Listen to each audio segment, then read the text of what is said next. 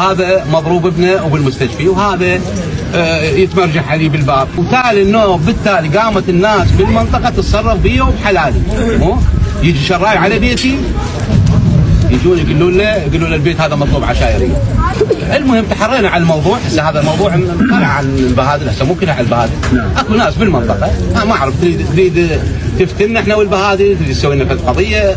اليوم العرض ما فيها تعال جيب اشاعات، تعال جيب تقارير، اكو فيها؟ لا. انت صايبني؟ لا. انت شنو داعم السياره مثلا لو تطلب علي ياخذ تصريح؟ لا. يصير هذا الحكي؟ لا. لكن انا ردت مثل ما يقول ردت ابرزك امام الله وامام بنادم. مو؟ نعم. شوفت التقارير وشوفت الاشاعات وقلت لهم عم هذا الكسر وهذا ابني مكسور، هاي التقارير مالته. نعم. مو؟ وشافتها الناس وطلعت عليها.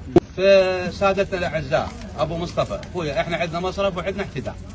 مصرفنا 5 ملايين، لان احنا ذابين على الولد الله، وكتبه هذا الولد ابو الولد هذا